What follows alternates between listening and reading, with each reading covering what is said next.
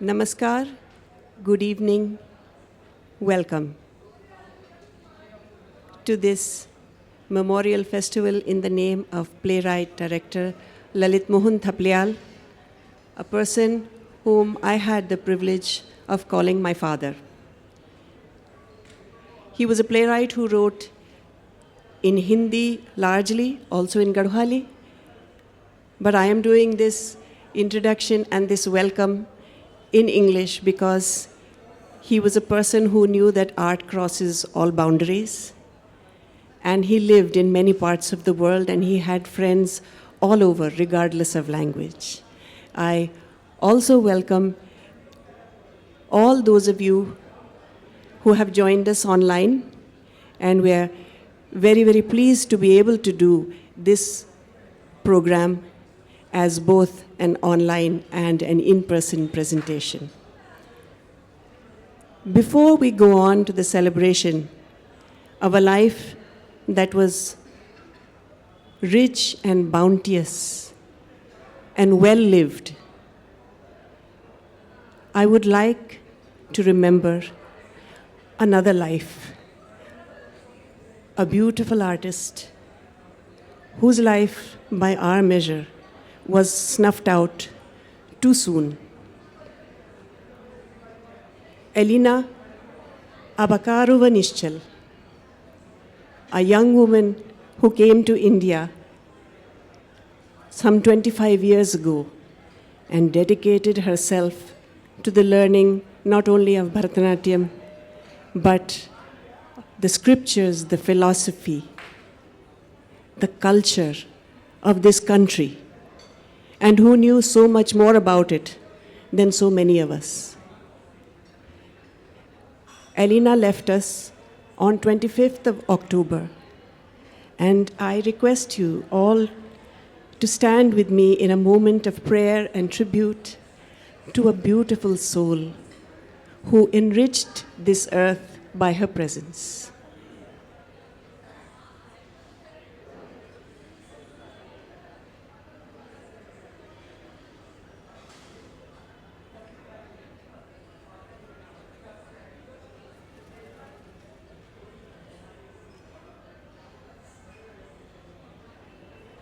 Om Shanti, thank you.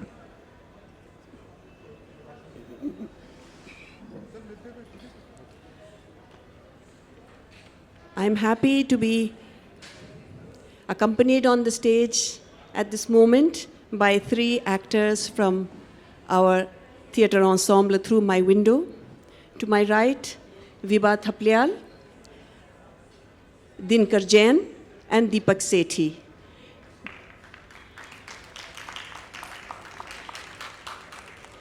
They will be, with very short interludes,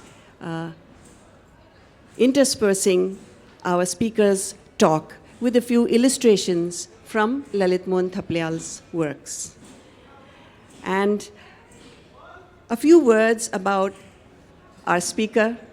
We are so lucky to have her.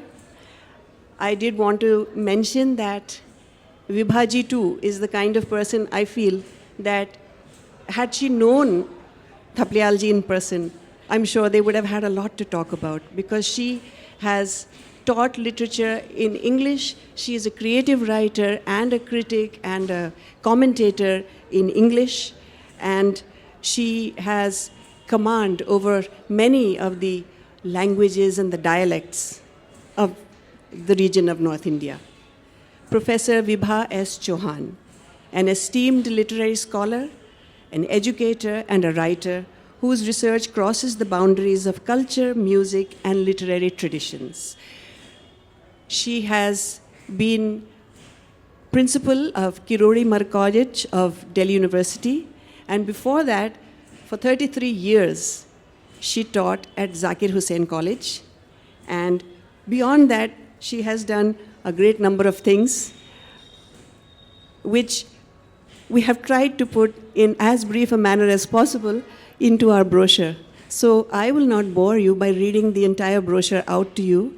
I would like to invite our speaker, Dr. Vibha Chauhan, to the stage and welcome her on behalf of Through My Window Theatre Arts Ensemble.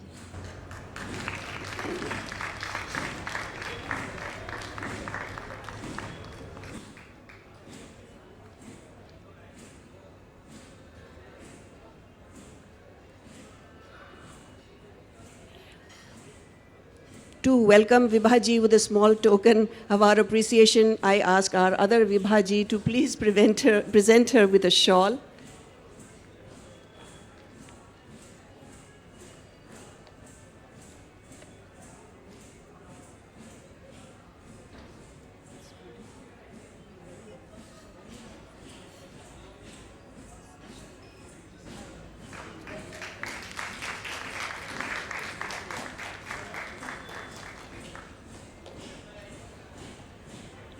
Thank you, Vibha. And now over to Professor Vibha S. Chauhan for this talk, Natya Darpan or Jeevan Darshan.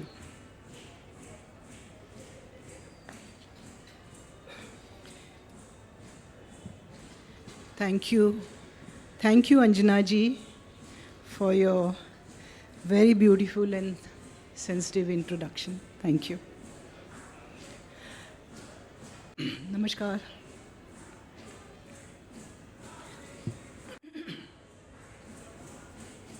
सामने बैठे साहित्य प्रेमियों और नाटक तथा अभिनय की परंपरा, इतिहास और आलोचना के विशेषज्ञों के सम्मुख ललित मोहन थपलियाल जी जैसे बहुप्रतिभाशाली लेखक के बारे में कुछ भी कहने का साहस जुटा पाना मेरे लिए असंभव ही होता अगर मुझे अंजना राजन और विभा थपलियाल का प्रोत्साहन ना मिला होता. मुझे यह अवसर देने के लिए मैं विभा और अंजना को तहे दिल से शुक्रिया कहती हूँ. इसके अलावा एक दूसरा भी कारण है जो शायद इससे भी अधिक महत्वपूर्ण है, और वह यह है कि मेरे पूर्व छात्र श्याम राजन, जिनको मैंने लगभग 14 साल पहले जाकिर हुसैन कॉलेज में बीए में पढ़ाया था, सबसे पहले मुझे श्याम ने ही थपलियाल जी के नाटकों और कहानियों की प्रतियां दी थीं और आज के दिन आने का निमंत्रण भी दिया था. किसी भी पूर्व शिष्य के अपने शिक्षक को याद करना शिक्षक के लिए सबसे बड़ा पुरस्कार होता है. मेरे लिए भी है. Thank you Shyam, thank you for this. यही बात किसी कलाकार या लेखक के लिए भी कही जा सकती है जो अपने पीछे ऐसी कलाकृतियाँ और लेखन छोड़ जाते हैं जो उनके बाद भी हमें उनको भूलने नहीं देती हैं. ललित मोहन थपलियाल जी का लेखन भी ऐसा ही लेखन है. मेरा ये दुर्भाग्य रहा कि मेरी उनसे कोई मुलाकात नहीं हो पाई. उनकी रचनाओं के मार्ग से ही मैं उन तक पहुंच सकी हूं, और ये उनकी रचनाएं ही हैं जिस कारण हम आज उनके जन्मोत्सव पर उन्हें याद कर रहे हैं. 1920 में जन्मे थपलियाल जी का जन्म तो गढ़वाल में नहीं हुआ था, किंतु उनका दिल, दिमाग और नाड़ियों में बहने वाला रक्त गढ़वाली था. उनकी स्कूली शिक्षा नैनीताल में और उच्च शिक्षा इलाहाबाद विश्वविद्यालय में हुई थी. यहाँ पर इन्होंने अंग्रेज़ी में एमए किया था. कई वर्ष वह अमेरिका और जिनीवा में रहे. चाहते तो वे अपनी रचनाएं अंग्रेज़ी में लिख सकते थे, किंतु उन्होंने हिंदी और गढ़वाली में ही लिखने का निर्णय किया. ललित मोहन थपलियाल का नाम भारतीय साहित्य में एक प्रमुख हस्ताक्षर के रूप में उभरता है. थपलियाल जी ने हिंदी और गढ़वाली दोनों ही भाषा में नाटक लिखे हैं, जिसमें से एक उनका बहुत लोकप्रिय नाटक है जिसका टाइटल खाडू लापता है, और ये बाद में फिर हिंदी में भी ट्रांसलेट हुआ और खेला गया। 1940 से 1955 के लगभग इलाहाबाद विश्वविद्यालय में कई ऐसे व्यक्ति थे जो एक से अधिक भाषा में निपुण थे। फिराक गोरखपुरी 1930 से 1957 तक वहाँ अंग्रेज़ी ही पढ़ाते थे, लेकिन शायरी उर्दू की करते थे। कौन जाने, शायद फिराक साहब ने थपलियाल जी को पढ़ाया भी हो। थपलियाल जी का इलाहाबाद से गहरा जुड़ाव रहा है। उन्होंने अपना संकलन हास्य व्यंग के साथ नाटक अपने अंग्रेज़ी साहित्य के गुरु रविंद्रनाथ देव को समर्पित किया है। साथ ही उन्होंने ये संकलन कुछ और व्यक्तियों को भी समर्पित किया है, जिसमें से एक श्री एस.एन. झा भी हैं। श्री एस.एन. झा भी इलाहाबाद विश्वविद्यालय में अंग्रेज़ी के प्रोफेसर रहे हैं। साथ ही वे संस्कृत के महाज्ञानी थे और फिर वो कुछ समय के लिए इलाहाबाद यूनिवर्सिटी के वाइस चांसलर भी रहे। थपलियाल जी ने गढ़वाली की भाषा और संस्कृति के प्रेम को शायद एक ऐसा प्रचुर महाविद्यालय मिला जिसमें वे अपने बहुभाषीय प्रवृत्ति को ऊंचाइयों तक ले जा सके। थपलियाल जी अपने लेखन के माध्यम से गढ़वाल की प्राकृतिक सुंदरता, सामाजिक संरचना तथा सांस्कृतिक विविधता को संसार के सामने लेके आते रहे हैं। गढ़वाली परंपराओं और लोक कथाओं के प्रति उनके लगाव ने उनके भीतर एक बहुत ही गहरे जुड़ाव की भावना को जन्म दिया, जिसे वे मंच पर प्रस्तुत करते रहे और रंगमंच से सामुदायिक कहानियों को बाहर के शहरी दर्शकों तक पहुंचाते रहे। ललित मोहन थपलियाल की साहित्यिक यात्रा विभिन्न विधाओं में फैली हुई है। उन्होंने नाटक, कहानियाँ, निबंध और कविताएं लिखीं, लेकिन मुख्यतः अपने नाटकों के लिए ही जाने जाते हैं। उनके नाटक सामाजिक विषमताओं और मानव संघर्षों को गहराई से उजागर करते हैं। उनकी कहानियाँ आम जनजीवन की समस्याओं और उनकी आकांक्षाओं को केंद्र में रखकर लिखी गई हैं। गढ़वाल की धरती की तरह ललित मोहन थपलियाल की भाषा और शैली सरल, सजीव और प्रभावी है। प्रकृति का गहन अध्ययन और प्रेम उनकी कहानियों में भी झलकता है। जैसे मसानी का जंगल कहानी में फूलों और पेड़ों का विस्तृत वर्णन है। एक दूसरी कहानी अजनबी में जानवरों की रात्रिकालीन जीवन की जो भी एक्टिविटीज़ हैं उनका डिटेल्ड वर्णन है। थपलियाल जी भाषा में एक प्रकार की मौलिकता और सजीवता लाते हैं जो पाठक को सीधे तौर पर प्रभावित करता है।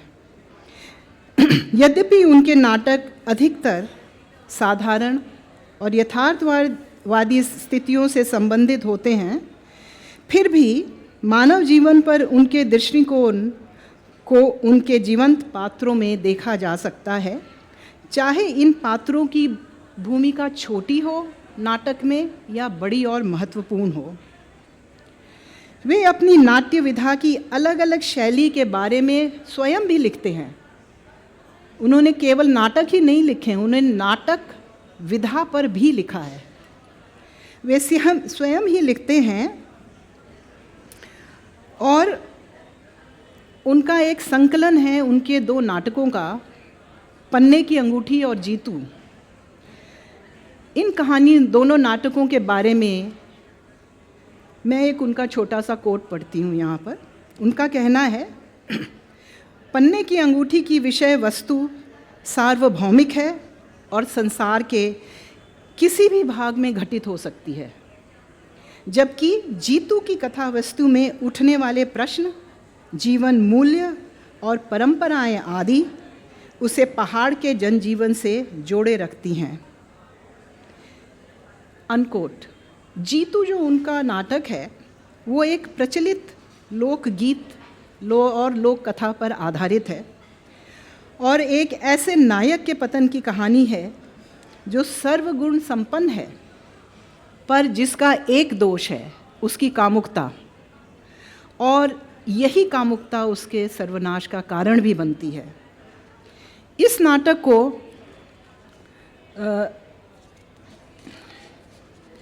जीतू की आत्मखोज की यात्रा के रूप में भी देखा जा सकता है। इस नाटक में ये भी साफ है कि दूसरों के प्रति किए गए अपराधों को केवल स्वीकार करना और पहचानना ही उल्लंघनों को दूर करने के लिए पर्याप्त नहीं है। किसी के कार्यों के कारण, चाहे जल्दी या देर, वो पकड़ में आ ही जाते हैं। इस दृष्टिकोण से देखने पर हम पाते हैं कि थपलियाल जी के नाटक मानवतावादी नैतिकता की गहराई से ओतप्रोत हैं और एक दृढ़ नैतिक नींव पर खड़े हैं। ललित मोहन थपलियाल का नाटक अक्षरियों का तालाब भी हमें लोक कथाओं और लोक संगीत की दुनिया में ले जाता है। लोक रंगमंच की परंपरा का उद्भव और विकास मानव सभ्यता के विभिन्न चरणों से जुड़ा हुआ है। गीत और नृत्य इन लोक रूपों के अभिन्न तत्व हैं और संगीत महता लोक नाटकों की सबसे बड़ी विशेषताओं में से एक है। गढ़वाली परंपराओं और लोक कथाओं के प्रति प्रेम को वे मंच पर प्रस्तुत करते हैं, किंतु उनके लोक संस्कृति पर लिखे गए नाटकों का एक ऐसा पक्ष भी है जिसे हम नज़रअंदाज नहीं कर सकते।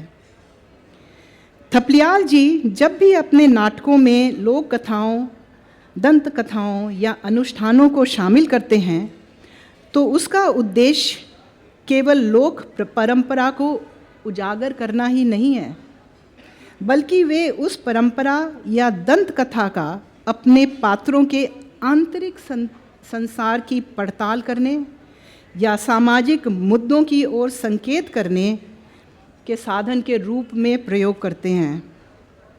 जैसे कि अक्षरियों का तालाब में मंच पर बैठे दो कैरेक्टर्स माधो सिंह और मणिराम की बातचीत का एक सीन है। वहाँ पे केवल शब्दों का इस्तेमाल करके नाटक का पूरा गांव से बाहर का सीन, जिसमें जंगल है, तालाब है, जंगल की आवाज़ें हैं, पूरा का पूरा हमारी आंखों के सामने मूर्त हो जाता है। पर बात यहाँ समाप्त नहीं हो जाती। इसी सामान्य सी लगने वाली बातचीत में धीरे धीरे गांव की महिलाओं के उत्पीड़न की कहानी भी साथ साथ मंच पर सरक आती है। अब आप इस नाटक के कुछ अंश सुनिए।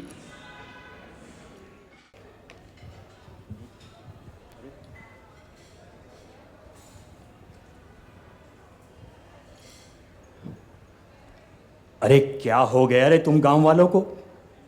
लोग कहते हैं कि माधव को भूत प्रेत से डर नहीं लगता। अरे डर तो मुझे तुम मनुष्यों का है, जिनके कर्म पिशाचों से भी काले हो गए हैं।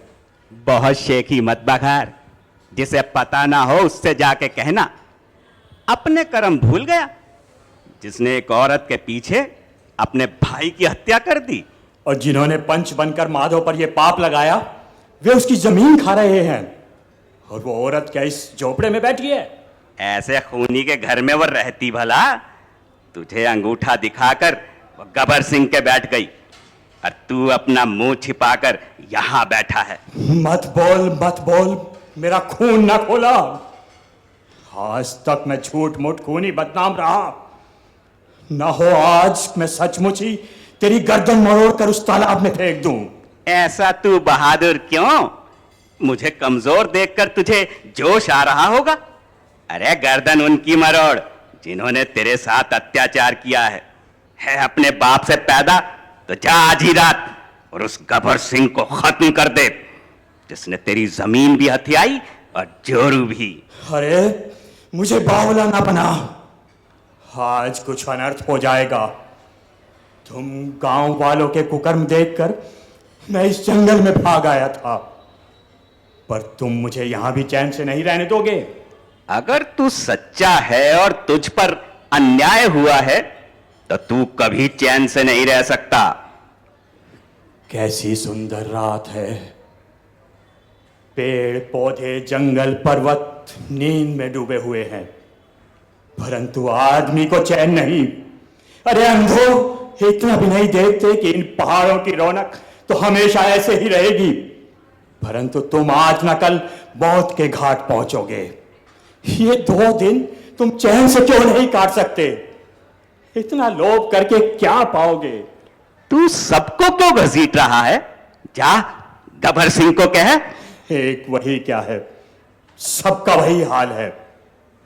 किसी ने दूसरे की जमीन हथियाई, किसी ने बेटी के ब्याह के रुपए खाए, किसी की झूठी गवाही का पेशा है, कोई डहा करके मरे, कोई मारण मंत्र करने के लिए अंधेरी रात में घर से निकले हुए हैं।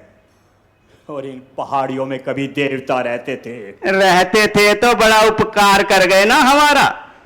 समय पर वर्षा नहीं, जमीन पर उपज नहीं, काम करके मर मिटो पर अन्न का दर्शन नहीं। ना जाने किस तरह से एक मुट्ठी अन्न का जतन होता है और उस पर भी कौवे टूट पड़ते हैं। जब भूख बावली होती है तो पाप भी बावला हो जाता है। पर तू क्या समझेगा इन बातों को, जिसके बाल ना बच्चे एक अपना अकेला पेट पाल रहा है। बकवास मत कर, तू इस अंधेरी रात में हत्या का तंत्र करने के लिए आया हुआ है, ये भी बेटी की खातिर। अरे तुम लोगों की प्रकृति ही नीच हो गई है, इसीलिए ये अकाल पड़ रहे हैं। तो अपना बचाव भी ना करूं, कोई मेरे बच्चों के मुंह का ग्रास छीन ले और मैं तेरी तरह जंगल में जाकर बैठ जाऊं। लेकिन है किस पर तेरी दुश्मनी? जब तक काम पूरा नहीं हो जाता मैं अपना मंतव्य प्रकट नहीं कर सकता, परंतु जब तू सुनेगा कि फला का वंश विच्छेद हो गया तो समझ लेना कि उस पर मणिराम की फिटकार थी। अरे ऐसे पापी वचन मत बोल। जब कलेजा फूक जाता है तो ऐसे ही बोल निकलते हैं। अगर आदमी सच्चा हो, तेरी तरह नहीं, जमीन गवाई, जोरू गवाई और जोगी सा बनकर पहाड़ की थार पर बैठा हुआ है। तुम लोगों का सच और झूठ क्या है सारा गांव जानता है कि माधो सच्चा था, उसने कभी किसी का बुरा नहीं विचारा। सारा गांव जानता है कि जोधा शिकार खेलते समय पहाड़ी से गिरकर मरा, परंतु गबर सिंह के कहने से पंचायत ने मुझ पर भाई की हत्या का आरोप लगाया और तुम सब गूंगे बन गए। जब मैं भी तुम्हारी पाप की बस्ती से अलग हूं, जैसे ये पेड़ पत्थर पहाड़ हैं, ऐसा ही मैं भी हूं। तुम्हारे झगड़ों से मेरा कोई मतलब नहीं है। मेरी तरफ से जो चाहे करे गबर सिंह, चोरी की जमीन खाए और उस औरत को लेकर आनंद करे। औरत तो अब खैर दूसरी ही लाएगा, उसका तो जो करना था वो कर चुका। क्या मतलब? ओ, तुझे इसकी भी खबर नहीं? अरे अब तो रोज लड़ाई झगड़ा मारपीट, कुत्ते से बदतर जिंदगी है सत्यभामा की। बात अभी गुप्त है, पर जानते सब हैं कि एक दलाल के साथ उसका 500 रुपए में सौदा हो चुका है। अगर इस पापी के कारण सत्यभामा एक दिन बाजार में ना बैठी तो तू मेरे मुंह पे थूक देना। क्या? माधोदा, उधर तो देख, वो औरत सी क्या है। तू जा जा यहां से। यहां कोई औरत वरत नहीं है, सब डाकिनी पिशाचिनी भूत प्रेत हैं। मुझे भी आदमी मत समझ। मेरी गलती थी जो आज तक अपने को जिंदों में गिनता था। सोचा था मनुष्य से दूर रहकर इस अकेले जंगल में मैं मनुष्य रह सकूंगा, परंतु वो मेरी भूल थी। मनुष्यों के बीच मेरा एक काम बाकी है अभी। जब पापी के शरीर के टुकड़े टुकड़े देखोगे तब तुम समझोगे कि माधो आदमी नहीं पिशाच है। तांत्रिक का मंत्र खाली भी चला जाए पर माधो की कुल्हाड़ी खाली नहीं जा सकती। हे जंगल के भूत प्रेत पिशाचों, मैंने आज तक तुमसे कुछ नहीं मांगा, आज मैं तुमसे कुछ मांगने आया हूं। सुना है कि तुम इस बड़े निर्दयी और कठोर हो। आओ, इस कुल्हाड़ी में समा जाओ, मेरे हाथों में, मेरी आंखों में, मेरे कलेजे में समा जाओ। सुना है तुम खून पीने वाले हो, आओ मेरी जीभ पर बैठ जाओ। तुम्हारी दावत है आज हमारे गांव में।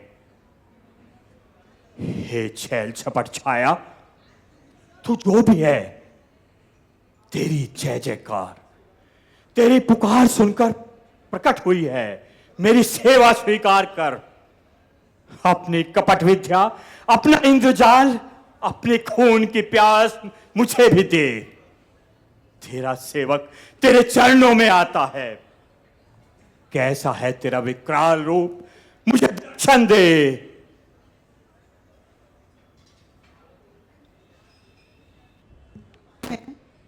कि मणिराम और माधव सिंह के डायलॉग पहले से चले आ रहे कथानक को आगे बढ़ाते हैं, लेकिन साथ ही साथ कुछ और भी हो रहा है।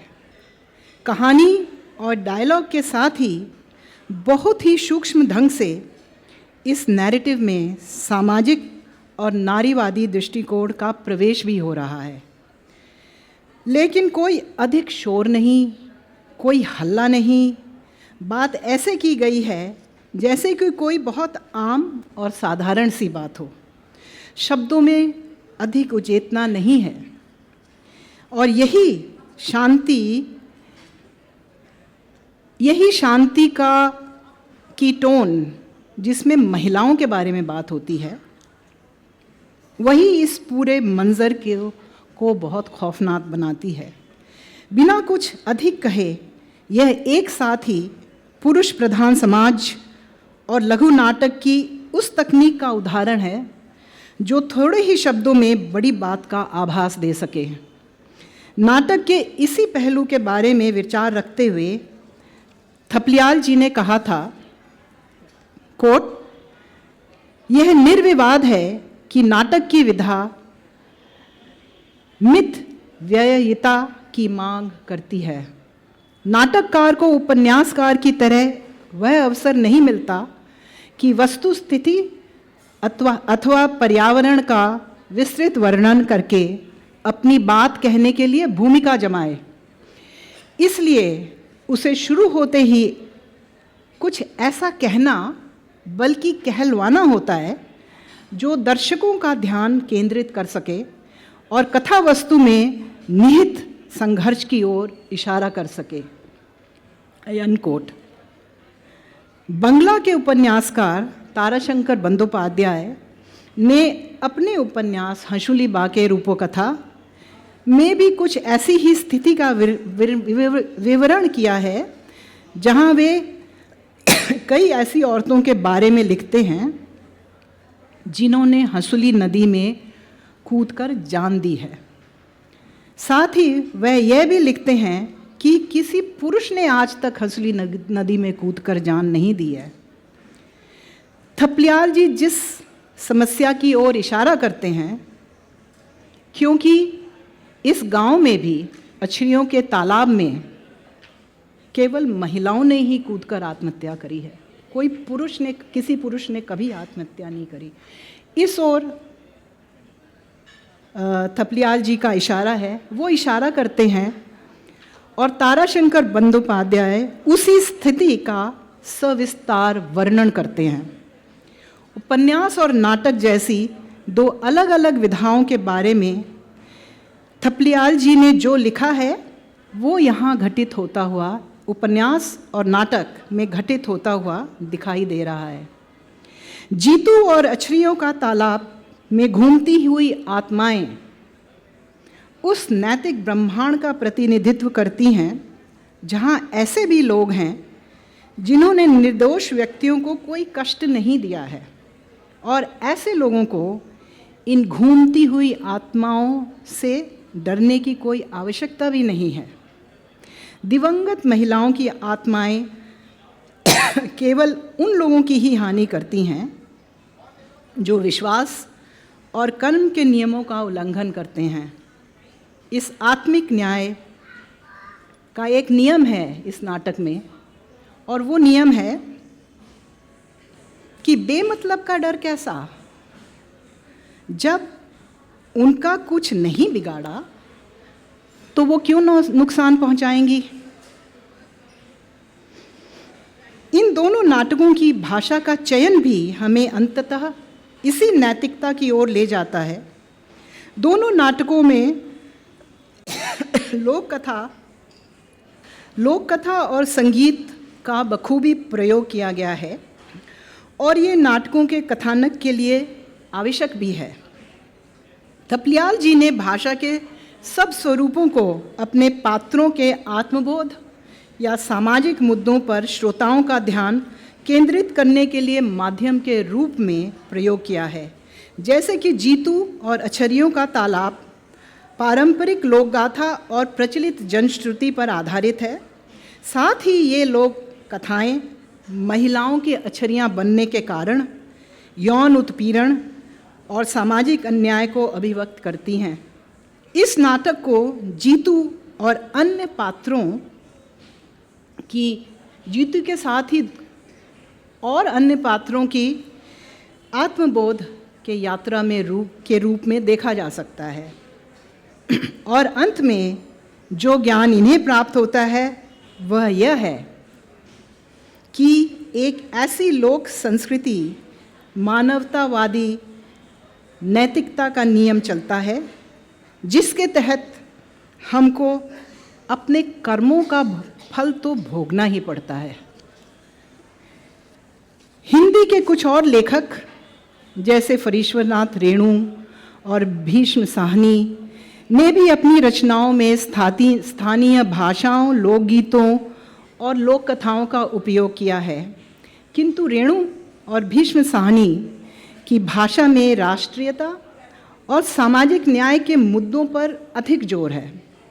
यदि हम मोहन राकेश जैसे लेखक को देखें तो यह पाते हैं कि जहां मोहन राकेश की शैली में आधुनिकता और व्यक्तिवाद का प्रभाव दिखाई देता है, वहीं थपलियाल जी की भाषा, शैली और विचारों में मानव अनुभव की समृद्धि को अपनाने वाला वो दर्शन है जो पात्रों, पाठकों और दर्शकों को एक गहरे और व्यक्तिगत स्तर पर स्पर्श करता है।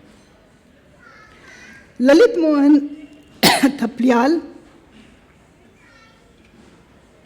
के समय में विश्व स्तर पर और भारत में भी महत्वपूर्ण राजनैतिक, आर्थिक, सांस्कृतिक और सामाजिक बदलाव हो रहे थे।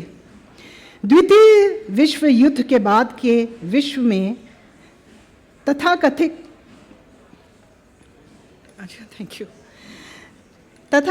बेतुके और प्रयोगात्मक नाटकों से ऊब स्पष्ट रूप में दिखाई देने लगी थी।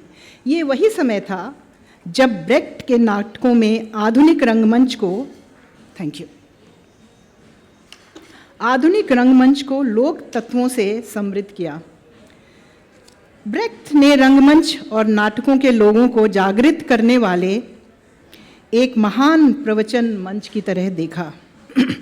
इस विचार को एक घोषणा के रूप में व्यक्त करते हुए ब्रेक्ट कहते हैं, मैं वह सिद्धांत अपनाना चाहता हूं जो केवल दुनिया की व्याख्या ही नहीं करता बल्कि उसको बदलने का प्रयास भी करता है, और मैं रंगमंच को इसमें शामिल करता हूं।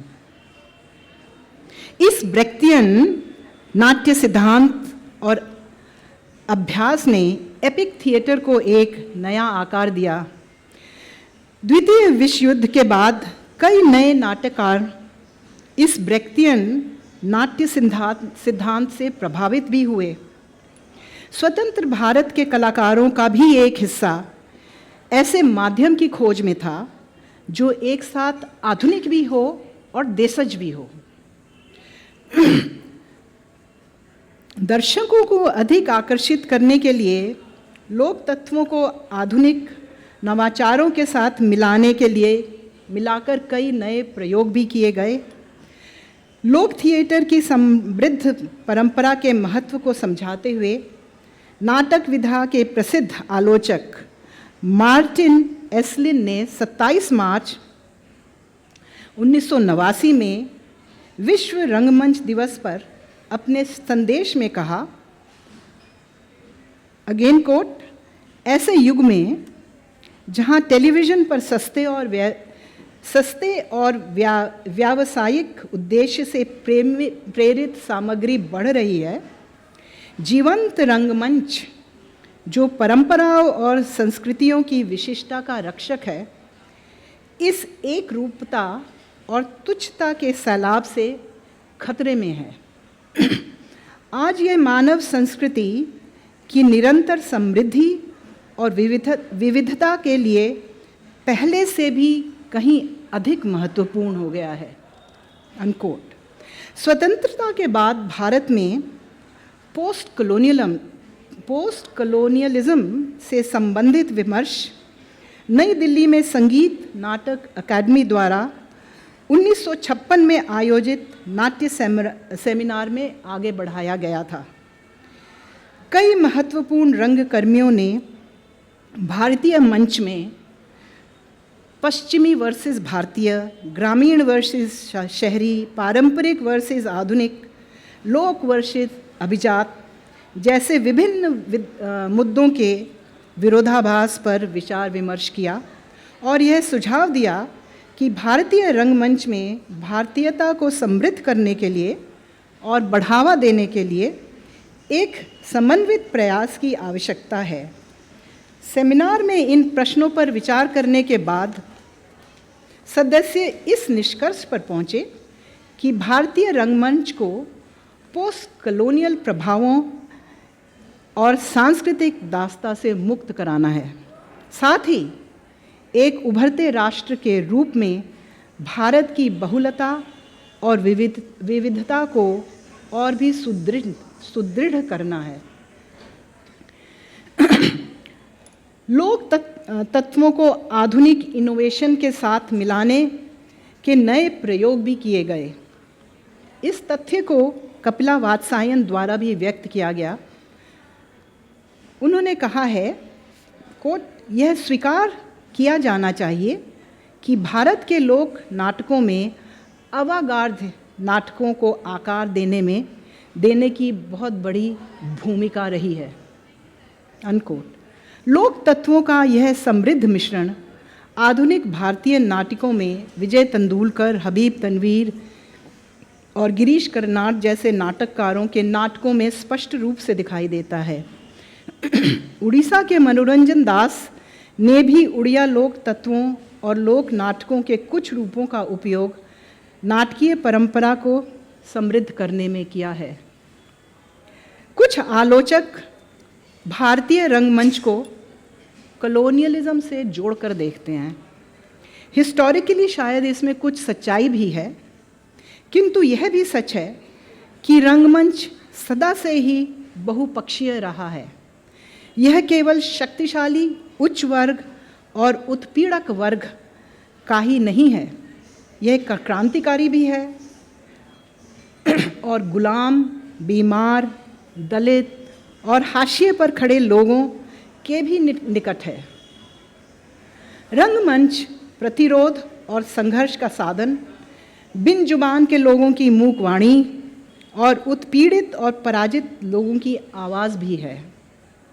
यह विद्रोह और स्वतंत्रता का सपना देख सकता है।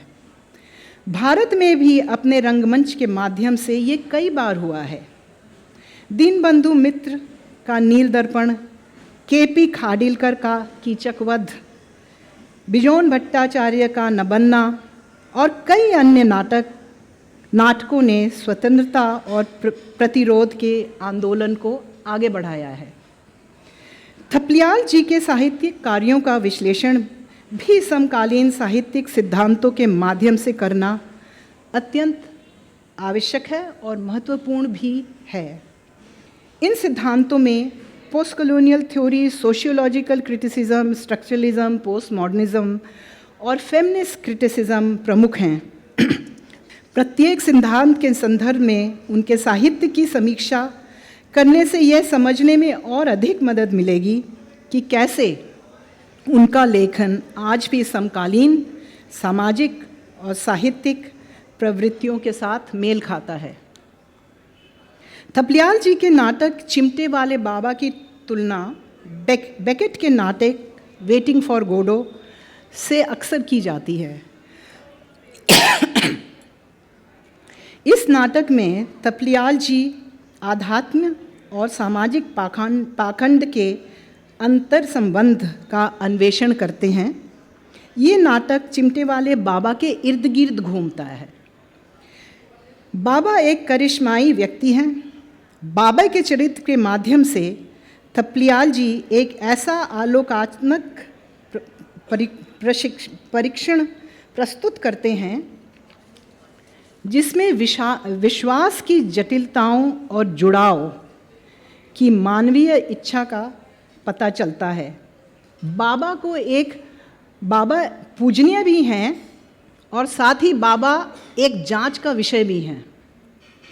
बाबा के इन दोनों रूपों के माध्यम से थपलियाल जी आध्यात्मिक अर्थ की खोज करते हैं और इसमें निहित विरोधाभासों को स्पष्ट करते हैं। बाबा का चित्रण दर्शकों को यह सोचने के लिए प्रेरित करता है कि आस्था का स्वभाव आखिर है क्या? आध्यात्मिक प्रथाओं के पीछे की प्रेरणाएं आखिर हैं क्या? चिमटे वाले बाबा के बारे में, चिमटे वाले बाबा नाटक के बारे में प्रसिद्ध कवि, थिएटर विशेषज्ञ और अभिलेखागारविद श्री नेमीचंद जैन कहते हैं, ये नाटक कुछ समकालीन नाटकों की तीव्र आक्रामकता से बहुत अलग है और अपने विषय को कोमलता किंतु दृढ़ता से प्रस्तुत करता है। सभी पात्र रहस्यमय चिमटे वाला बाबा से मिलने की प्रतीक्षा करते रहते हैं और इस प्रक्रिया में अपने आंतरिक अस्तित्व का सामना करते हैं। जो सत्य पर ये आंतरिक अस्तित्व जो है वो सत्य पर छाए हुए कुहासे को हटाने के बाद उनको एक आत्मज्ञान की अवस्था तक पहुंचाता है। चिमटे वाले बाबा और वेटिंग फॉर गोडो में कुछ सतही समानताएं तो अवश्य हैं, लेकिन इन दोनों नाटकों की दार्शनिक सामग्री में कई प्रमुख भेद हैं। बेकेट का नाटक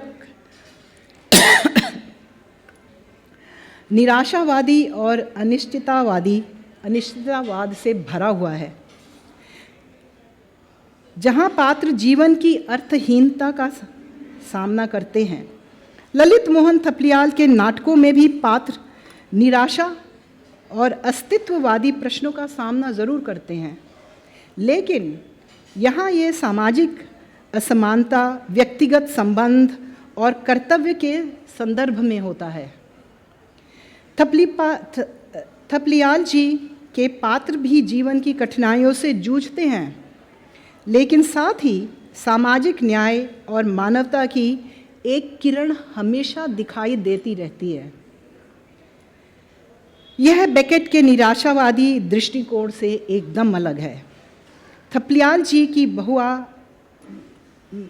बहुआयामी चरित्रों को रचने की क्षमता के कारण उनके पात्र मानवीय अनुभव के विभिन्न पहलुओं जैसे आकांक्षाएं, अपेक्षाएं, तर्क, सामाजिक मापदंड और असीमित कल्पना का प्रतिनिधित्व करते हैं।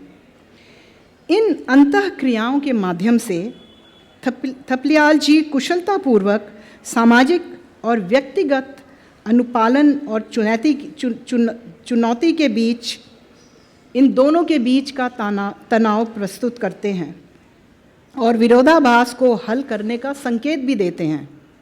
हम देखते हैं कि नाटक का एक पात्र जयंत परेशान है, और जब परेशान है तो परेशानी में कहता है, जाऊंगा कहाँ नत्थू, रास्ते तो सारे टूट गए हैं।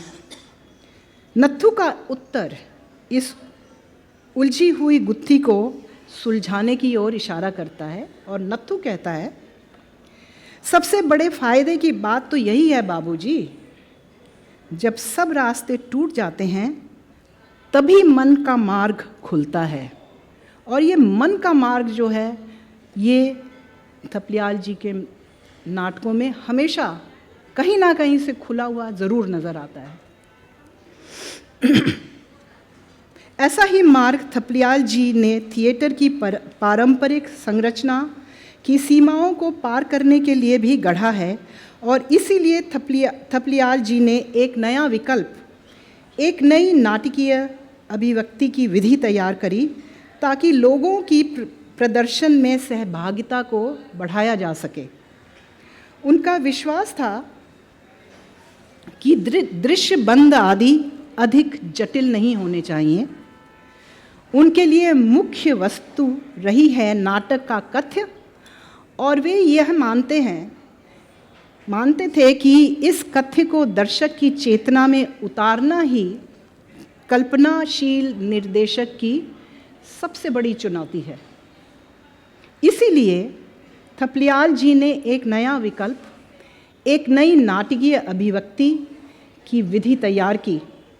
यह विधि लचीली है क्योंकि इसे कहीं भी किसी भी स्थिति में प्रयोग किया जा सकता है। ये पोर्टेबल है, मूवेबल है, क्योंकि मंच उपकरण सरल हैं और आसानी से कहीं भी इनको कहीं भी ले जा सकते हैं।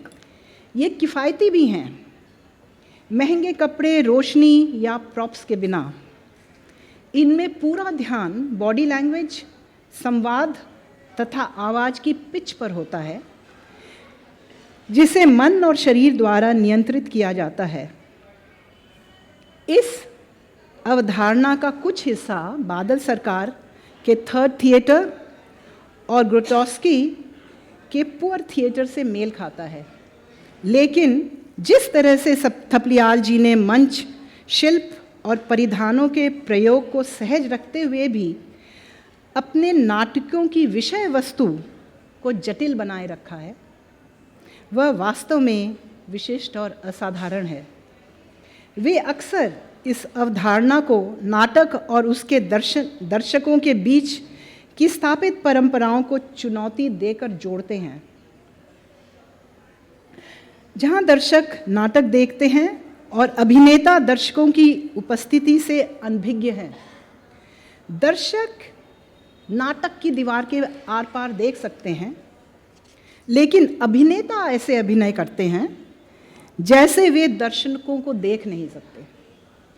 थपलियाल जी अक्सर नाटक और उसके दर्शकों के बीच की दीवार, जिसके लिए दीदरों ने 1758 में चौथी दीवार का शब्द इस्तेमाल किया था, थपलियाल जी इस चौथी दीवार को गिरा देते हैं।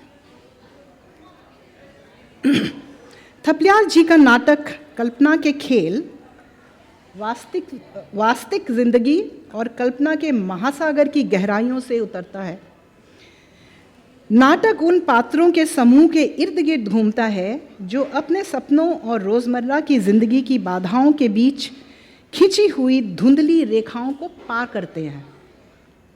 थपलियाल जी कुशलतापूर्वक हास्य और व्यंग का उपयोग करके समाज के अंतर विरोधों को उजागर करते हैं और दर्शकों को यथास्थिति पर सवाल उठाने के लिए प्रेरित करते हैं। यह नाटक स्वप्न और वास्तविकता से घिरी हुई मानवीय इच्छाओं और अर्थ की खोज पर एक शक्तिशाली टिप्पणी है। ये नाटक दर्शकों को वास्तविकता और कल्पना की शक्ति पर विचार करने के लिए आमंत्रित करता है। अब प्रस्तुत है इस नाटक की कुछ पंक्तियाँ।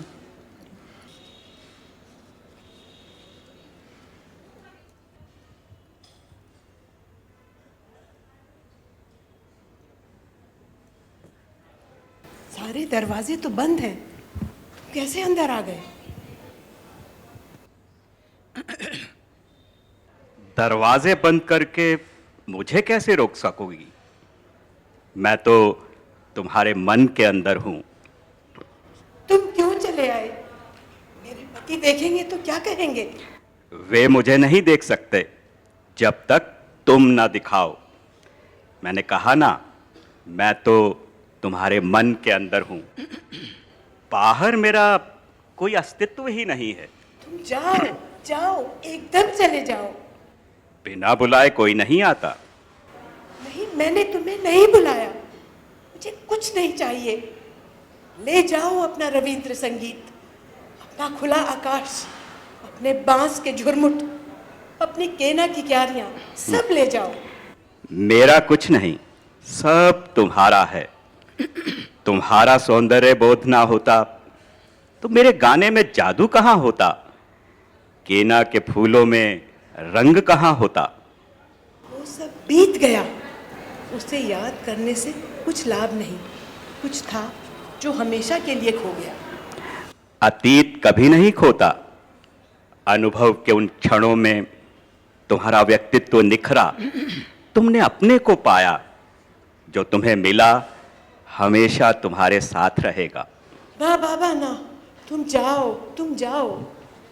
वे कभी इस बात को समझ नहीं पाएंगे।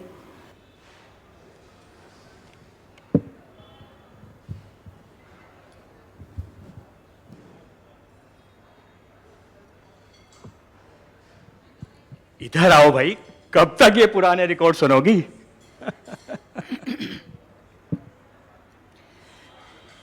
कल्पना के खेल नाटक के भीतर ही एक और नाटक सहजता से प्रस्तुत किया गया है, और यह ललित मोहन थपलियाल जी की उस राय को सुदृढ़ करता है जब वे कहते हैं कि कोट लघु नाटक का अपना विशिष्ट शिल्प होता है।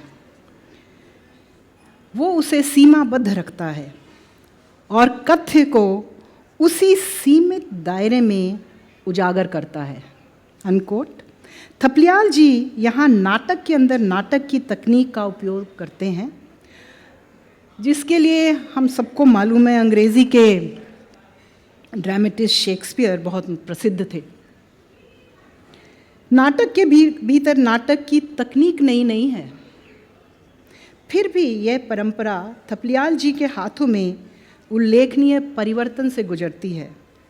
नाटक के भीतर नाटक का उपयोग हमें इस तथ्य से अवगत कराता है कि एक नाटक का अर्थ उसके पाठ तक ही सीमित नहीं होता, वो कई स्तरों पर अर्थ को उत्पन्न करता है।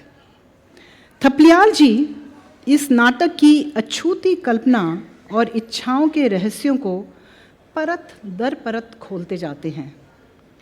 वे पात्रों के अनकहे मनोवैज्ञानिक संसार में प्रवेश करने और इसे दर्शकों तक पहुंचाने के लिए स्टेज पर प्रकाश का भी उपयोग करते हैं।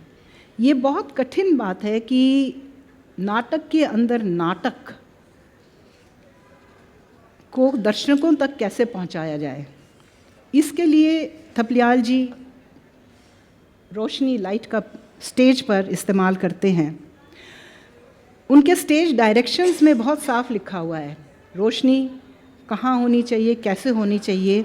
जैसे एक जगह वो लिखते हैं, प्रकाश मंद होता है, मुरारी दिखाई नहीं देता, सिर्फ उसकी आवाज़ सुनाई देती है।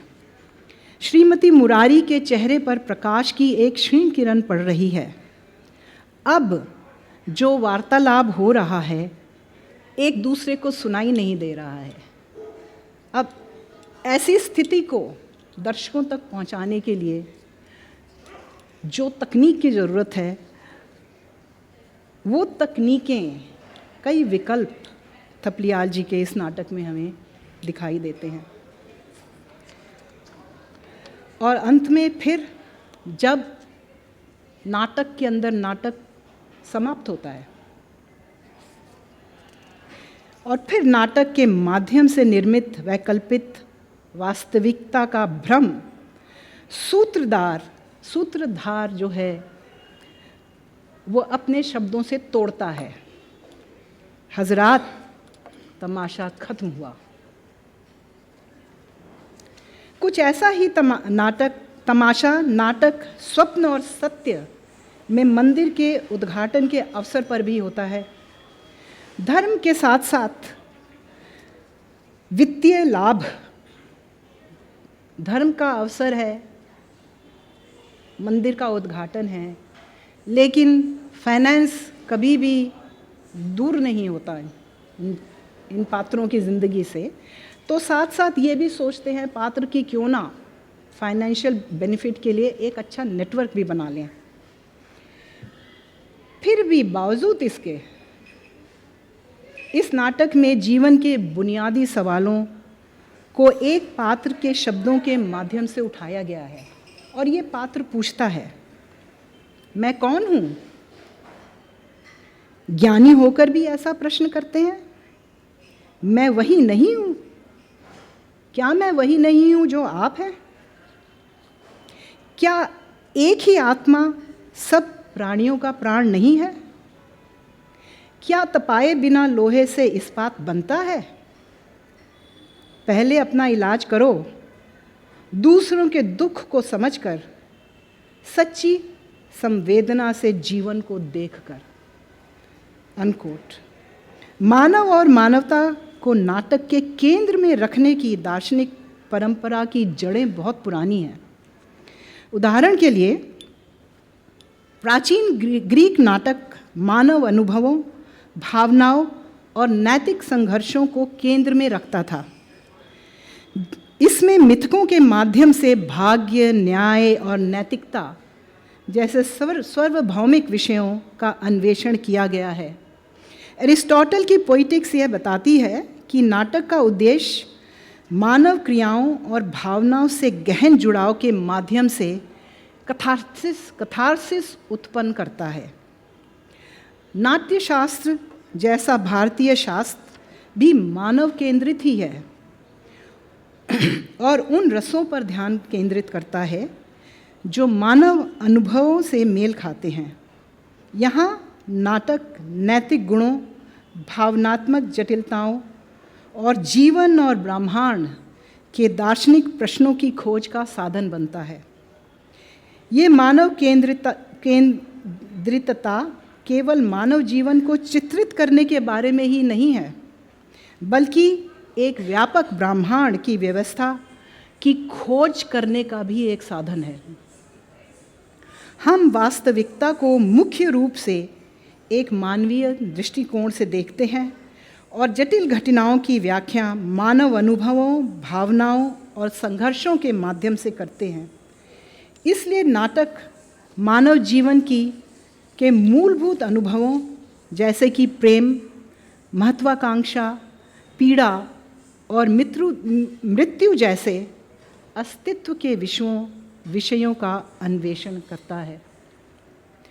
आधुनिक दार्शनिक विचार में अस्तित्ववादी लेखक जैसे सार्त्र और कामू ने भी मानव को अपने नाटक के केंद्र में रखा है और स्वतंत्रता, शून्यता और आत्मविश्लेषण जैसे विषयों का अन्वेषण किया।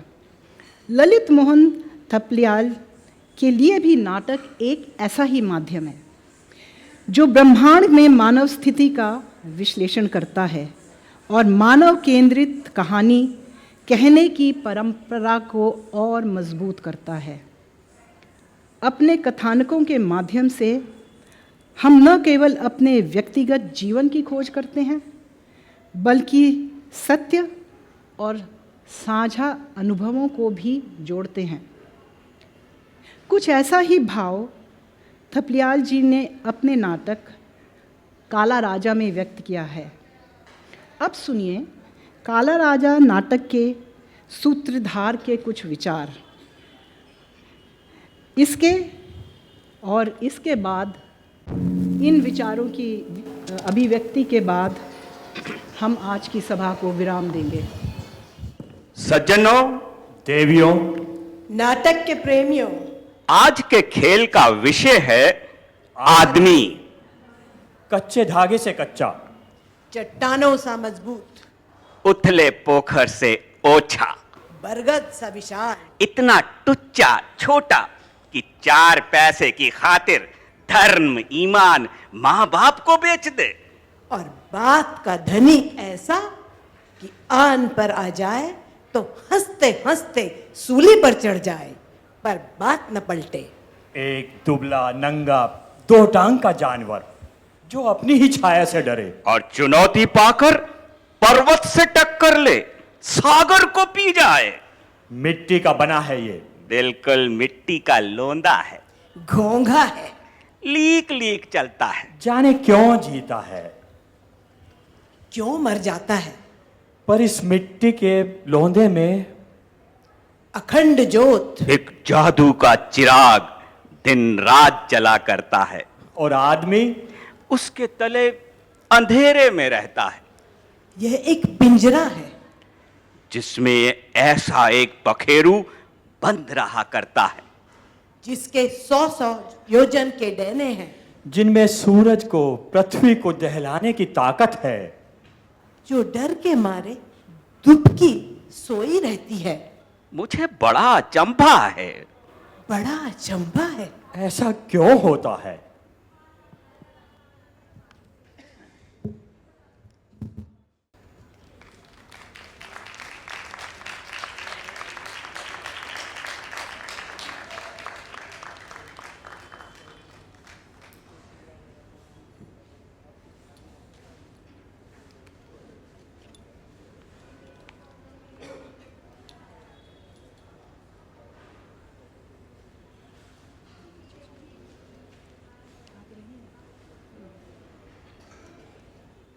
Professor Vibha Chauhan, and all of you, I thank you very much for being here.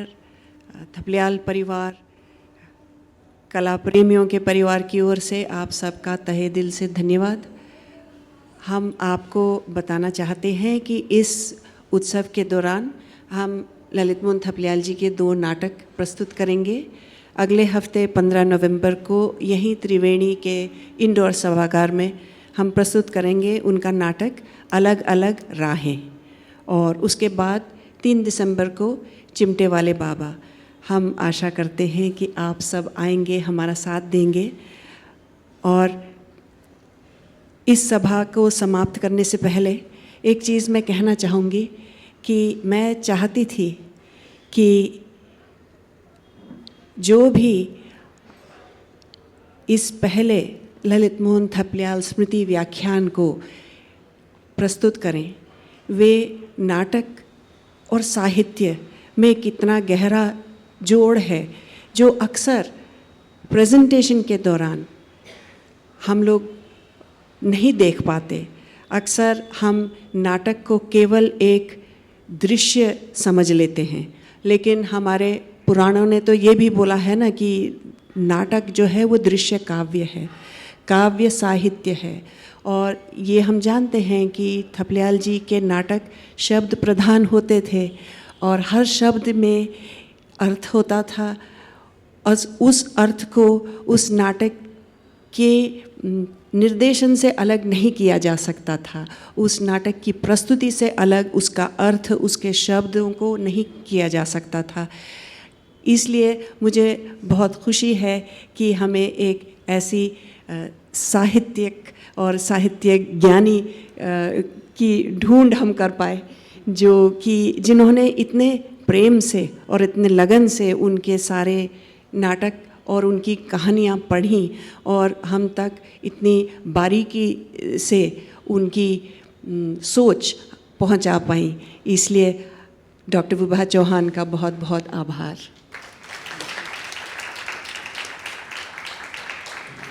Thank you all for being here with us. Namaskar, good night.